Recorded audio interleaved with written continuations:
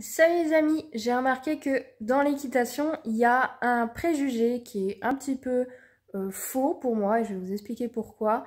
C'est que les cavaliers ont tendance à penser que si leur cheval n'a pas une certaine posture dans son encolure et au niveau de sa nuque, de son encolure et de sa tête, forcément, s'il n'a pas une certaine position, il ne va pas bien fonctionner, il ne va pas bien travailler son dos, il ne va pas bien porter son cavalier.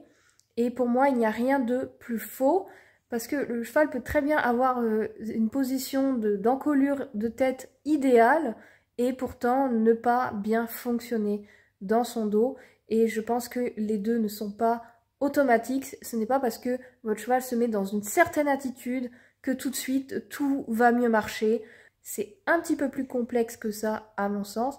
Et en fait, tout ça, je m'en suis rendu compte simplement parce que j'ai travaillé pendant quelques années dans le milieu du polo. Et il faut savoir que dans le polo, l'entraînement des chevaux de polo, c'est uniquement, mais quasiment uniquement, donc un petit peu du polo, et le reste du temps, c'est du trotting, du galloping. En fait, on ne fait que du travail de fond.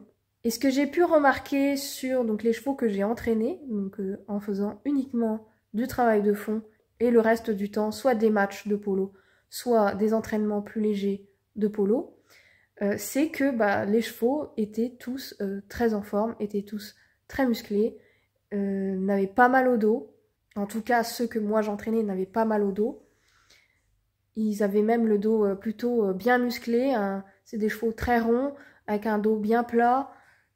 Donc vraiment l'idéal de ce qu'on recherche. Et pourtant, dans le travail de fond, on les entraîne tous ensemble. Donc on en a parfois jusqu'à 5, voire plus en même temps. On est monté sur un cheval au milieu et de chaque côté, on tient 2 autres chevaux de chaque côté qui sont en licol et qui du coup trottent avec un port d'encolure qui est complètement libre. Donc sans chercher à l'avoir en main, sans chercher à changer la position de l'encolure, sans chercher à bidouiller quoi que ce soit finalement. Et juste cet entraînement-là, travail de fond, ça suffit pour avoir des chevaux qui sont en forme, qui sont musclés et qui vont bien, tout simplement. Et donc du coup, pour moi, je pense que l'ennemi n'est pas d'avoir un cheval avec la tête en l'air ou la tête en bas ou je sais pas quoi. Tout ça, c'est que des détails. Et donc pour moi, ce qui peut être nocif pour le cheval au niveau de son dos, de son fonctionnement, ce n'est pas forcément l'attitude dans laquelle vous allez le travailler, mais plutôt la tension et la contrainte que vous exercez sur les rênes.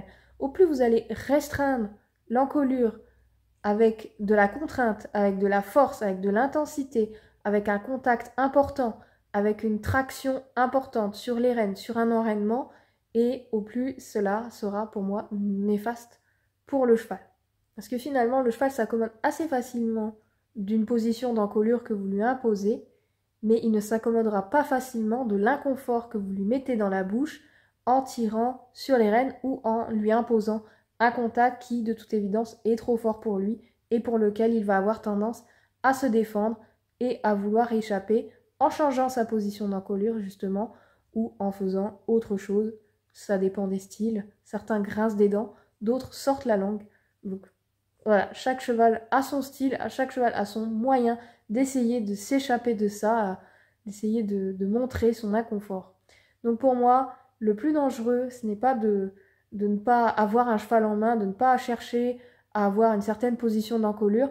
Le plus dangereux, c'est d'avoir trop de contact, d'avoir trop de tension sur les rênes, d'avoir des mains qui ne sont pas juste avec la bouche du cheval. Voilà, donc si vous êtes d'accord avec moi ou pas, n'hésitez pas à commenter, du coup, je lirai tous vos commentaires. Et puis si vous voulez en savoir plus sur la façon dont je pratique et j'enseigne l'équitation, n'hésitez pas à télécharger l'e-book en description sur le travail du cheval dans le respect de son bien-être. Et si vous voulez aller encore plus loin, il y a l'abonnement au cours audio. Même chose, le lien est en description. Vous pourrez voir un petit peu plus de détails en cliquant sur le lien en description. Voilà, j'espère que cette vidéo vous aura plu. N'hésitez pas à laisser un pouce bleu si ça vous a plu. Et je vous dis à bientôt. Ciao, ciao.